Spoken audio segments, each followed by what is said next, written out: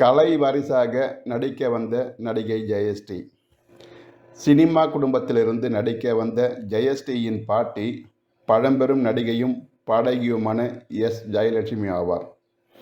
மேலும் இவருடைய தாத்தா எஸ். பாலச்சந்தரும் இசை, தயாரிப்பு என சினிமாவில் அங்கம் வகித்தவர். குடும்ப பாங்கான முகம், கலையான தோற்றம் என அப்படியே 80களின் கனவு கன்னியாக ஜொலிக்க ஆரம்பித்தார் நடிகை ஜெயஸ்ரீ.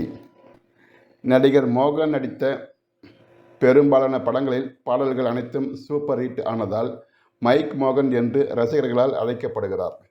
இவரது நடிப்பில் கடந்த 1986 வெளிவந்த திரைப்படம்தான் தென்றலே என்னை தொடு.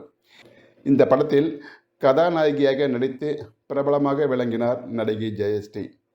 இப்போது கூட தொலைக்காட்சிகளில் தென்றல் வந்து என்னை தொடும் என்ற பாடல் ஒளிபரப்பானால் ஜெயஸ்ரீயின் அழகுக்காகவே பார்ப்பவர்கள் நிறைய பேர் உண்டு.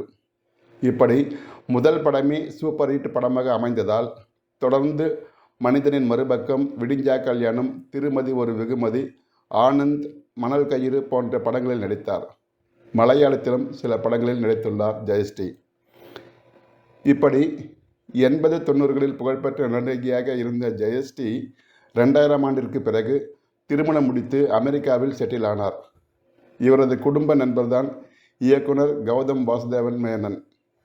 ஜெயஸ்ரீயிடம் பேசும்போது இவரது குரலை கேட்டு தான் இயக்கிய பச்சை கிளி முத்துச்சரம் படத்தில் ஜோதிகாவிற்கு டப்பிங் பேச வைத்தார். ஆனால் அதற்கு முன்னதாகவே கவிதாலயா படங்களில் டப்பிங் பேசியிருக்கிறார் ஜெயஸ்ரீ.